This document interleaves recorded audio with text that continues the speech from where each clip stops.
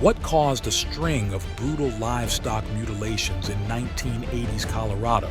Was it just predators or something more unnatural?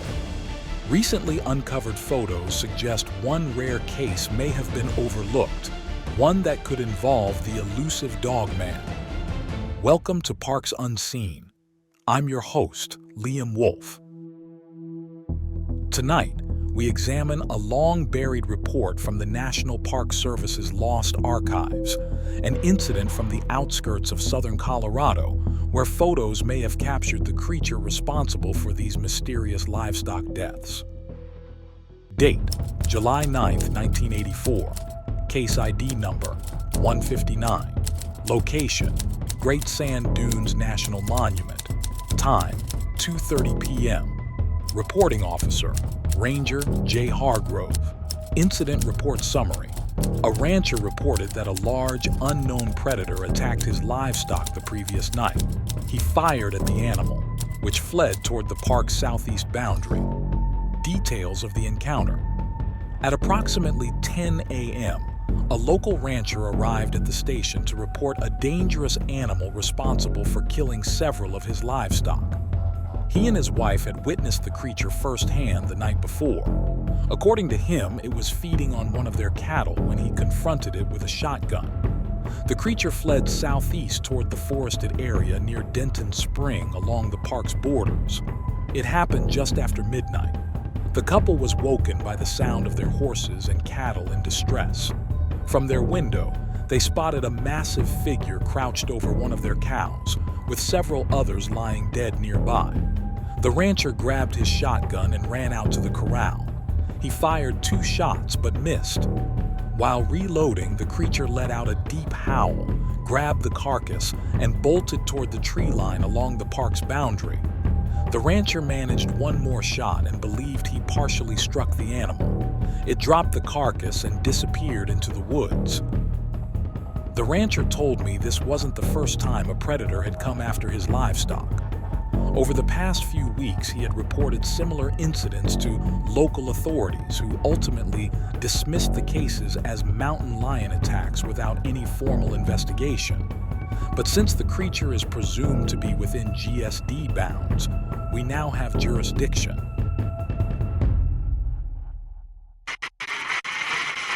I arrived at the ranch around 11 a.m. Inside the corral, I found 5 cattle dead. Each showed extensive tearing wounds, torsos split open, ribs exposed, and large portions of flesh stripped from the flanks. Most notably, every carcass was missing its internal organs, especially the liver. In the mud around the site, I observed large tracks. The prints were roughly the length of a human foot but wider, with 4 long claw marks at the tips. The stride was longer than that of a big cat or a bear. The tracks were fresh. I followed them for about 30 minutes, from the pasture into Denton Spring, until they vanished in thick brush. I searched the surrounding area for another 20 minutes, reaching the edge of the dunes, but found no other physical signs of the animal. However, as I turned back, I heard a loud howl, like a wolf's, but deeper. There are no known wolf populations on this side of Colorado. I drew my sidearm and stayed alert. That's when I heard heavy, deliberate huffing, the kind you hear from a large dog catching its breath about 30 feet away. I followed the sound and spotted a figure crouched in the brush, licking its shoulder. It appeared wounded. Its dark fur was patchy and matted. Its proportions were strange. It was like a large canine with a long snout, pointed ears, and yellow eyes, but with an upright body, broad shoulders, long muscular arms, and clawed hands. It sniffed the air like it was tracking something. Then it saw me. It rose up on 2 legs, easily over 7 feet tall. With a deep growl, it dropped to all 4s and lunged in my direction. I fired several shots. I don't believe I hit it, but the noise was enough to send it running. It retreated through the trees, and I lost track of its direction in the chaos. I reloaded and made a quick exit. Back at the ranch, I informed the owner that an unusual predator was definitely responsible for the mutilations and urged him to avoid confronting it directly should it return. Before I left, he handed me 2 trail cameras he had mounted near the pasture shortly after the livestock attacks began. The film rolls will be developed, and any relevant photographs will be submitted with this report. Given the proximity to the park and the animal's aggressive behavior, I recommend an immediate closure of the southeast section of the Great Sand Dunes until further notice. It poses a serious risk to both wildlife and visitors and needs to be dealt with as soon as possible. This report is submitted for official documentation by Park Ranger Jay Hargrove of Great Sand Dunes National Monument. When we pulled this report from the box of NPS documents in our possession, we found a large manila envelope labeled Case ID number 159, forward to Sheriff's Office. Inside was a stack of developed trail cam photos. Mixed in with shots of native wildlife that triggered the trail cameras, we stumbled upon this.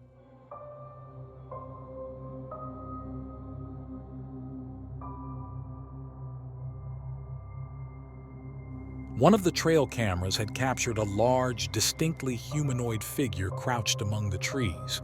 Even from this distance, you can tell it had to be at least 6 feet tall. Then we noticed something else. Tucked in the back of the original case file was a small mailing envelope, yellowed with age. It was addressed to the GSD headquarters in a faded scribble and postmarked 1971. No return address was provided. Inside was a single photograph, clearly not from the same set of trail cam photos. In fact, it looked like a civilian snapshot.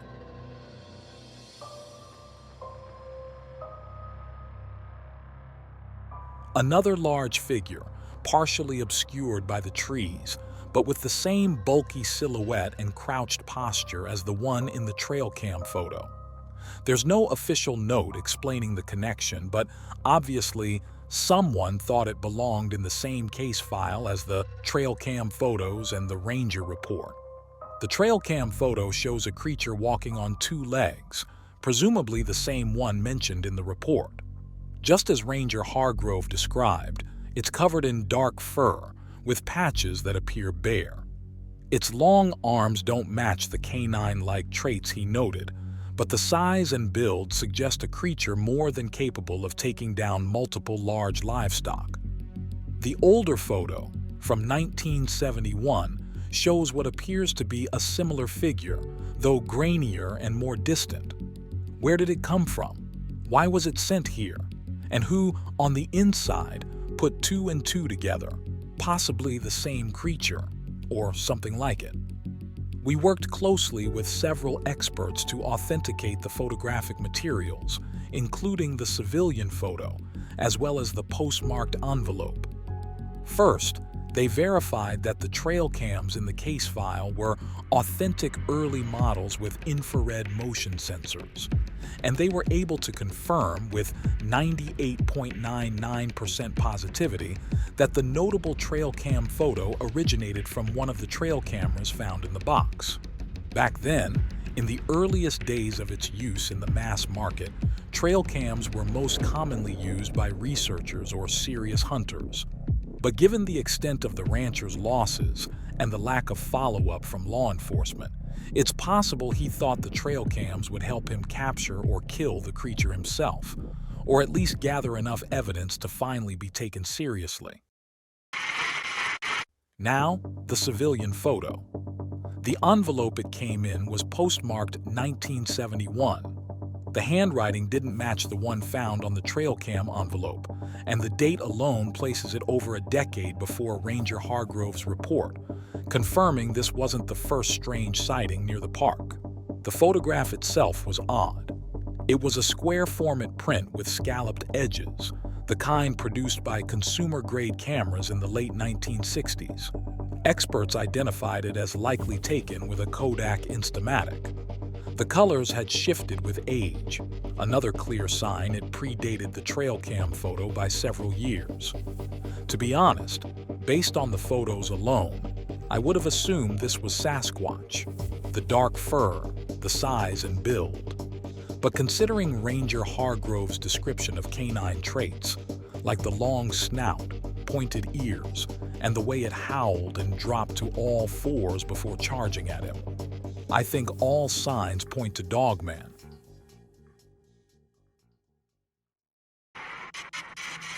Before we get into our most likely suspect, we need to address the elephant in the room. Why was there no follow-up on this case? See, this wasn't an isolated incident. In the 1970s and 80s, Colorado, among many states, saw a wave of bizarre animal mutilations. By 1975, the Colorado Bureau of Investigation had looked into over 200 cases, with reports of animals found dead under mysterious circumstances, organs removed with surgical precision, bodies drained of blood, and no signs of struggle or predator activity. This includes the San Luis Valley, the same region this report came from. A mutilation explosion rocked Midwestern, then Western states. Then, as now, the main targets were cows, although horses, deer, pigs, goats, and other animals have received similar treatment. Today, nearly 15,000 mutilation reports have been received. Unexplained livestock deaths weren't widely reported until 1967, when a 3-year-old horse named Snippy was found dead on a ranch near Alamosa, Colorado. The horse's flesh had been stripped clean from the head and neck, the brain and internal organs missing, and, most disturbingly, there was no blood. In September 1967, on the King Ranch in the San Luis Valley of Colorado, an Appaloosa mare called Snippy was found dead and stripped of flesh from the neck up. Some said this was the work of flying saucers. Who or whatever did it, no one knows. Since that time, and perhaps even earlier in this century, thousands of cattle, horses, and other animals have been cut up in strange ways throughout the United States, Canada, Puerto Rico, Panama, the Canary Islands, and possibly other South American and European countries. Some people call it cattle mutilation. Whatever it's called, it's a strange harvest. Soon after, ranchers reported seeing unmarked helicopters hovering over their fields. Theories about cults, government experiments, and even UFOs started to spread. But no real explanation for the helicopters emerged, and none of the wilder theories ever stuck. That year, the Associated Press named cattle mutilations Colorado's top story. Senator Floyd Haskell wrote to the FBI, warning that more than 130 cases had occurred in just 9 months. He asked for a federal investigation, but the FBI declined to initiate a formal investigation, citing a lack of jurisdiction unless the mutilations occurred on federal or Native American lands. Then, in 1979, due to public pressure, a federally funded investigation was conducted under the direction of retired FBI agent Kenneth Rommel. The final report, a whopping 297 pages, attributed the majority of the mutilations to natural causes, such as predation and scavenging. The government-funded Santa Fe County DA's office report was complete in June of 1980, with former FBI agent Ken Rommel determining the so-called cattle mutilation phenomenon was nothing more than the normal decomposition of animals that had died from natural causes, assisted by whatever scavengers and/or predators that were accessible to the carcass. And that was it. Case dismissed. But investigator Lynn Lauber wasn't convinced. When asked about Rommel's findings, he said, "I find it difficult to understand how Rommel could make a statement such as this without ever having personally witnessed a mutilation firsthand." Personally, I have to agree with Lauber. There was nothing natural about the cause of such extensive, gruesome mutilations. And now, decades later, buried in a box of forgotten Park Service documents, we find a field report and an undeveloped roll of film showing a bipedal creature lurking near a ranch where livestock had been killed. So why wasn't the file ever sent to the sheriff's office? Why was the case shelved in spite of the photographic evidence? Looking at the state of the carcasses in the highly publicized mutilation cases and comparing them to the details in Ranger Hargrove's report, I have a theory as to why this one never gained traction. Most of the 1970s incidents were like something out of a science fiction movie. The mutilations defined by clean incisions, missing organs, and blood drained entirely from the body. There were no tracks or signs of struggle or any clear signs of a predator being present. Some investigators suspected surgical tools or even lasers were used. That's how precise the kills were. And that was exactly what caught people's attention. They didn't look animalistic, but this one did. The rancher described his cattle being torn apart, dragged, and partially devoured, a brutal display of force. While it did match the detail of missing organs, the cattle's abdomens had been split wide open, skin ripped from their flanks. It was messy, violent, the work of something feral, and maybe that's why it was dismissed. Authorities chalked it up to predators, mountain lions, coyotes, or even scavenging bears because that's exactly what it looked like. But here's where things stop making sense. Mountain lions are ambush predators. They aim for the neck and suffocate their prey.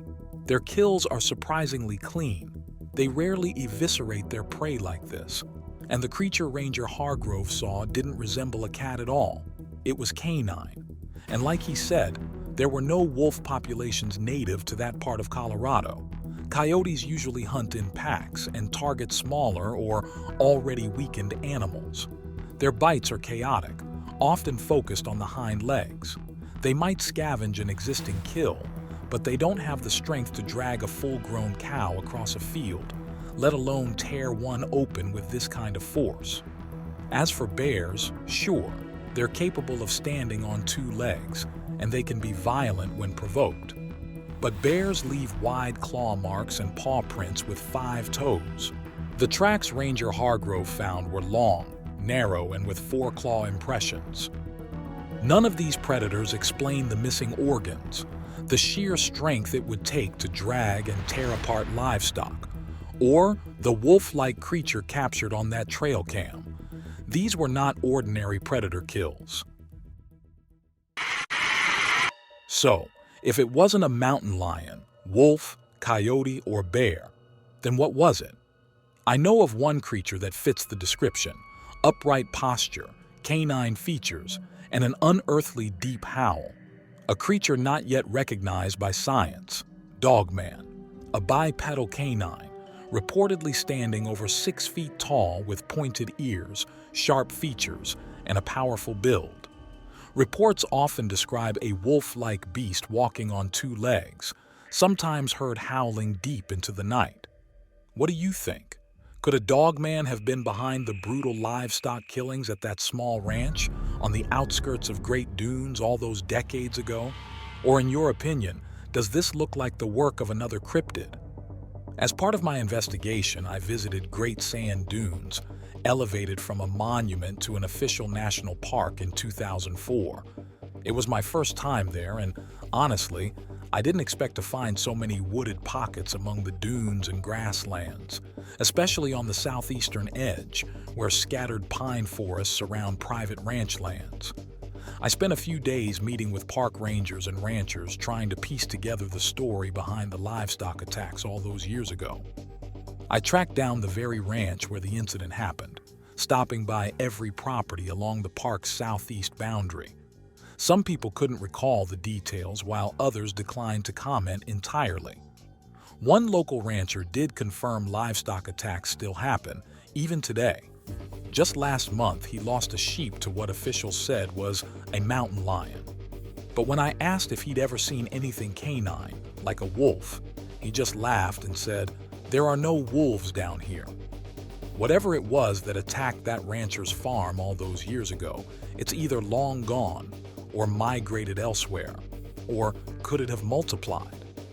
Considering the countless Dogman sightings reported in the interim decades far beyond Colorado, it's not out of the question.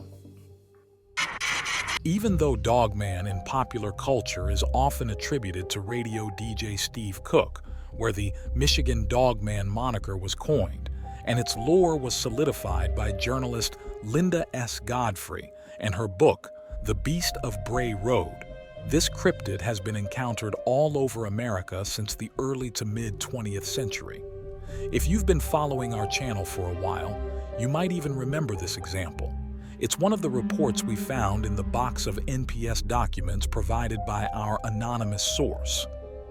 In 1974, a ranger at Yellowstone National Park was monitoring unusual activity at the East Boneyard and captured a photo during an encounter with an unusual predator.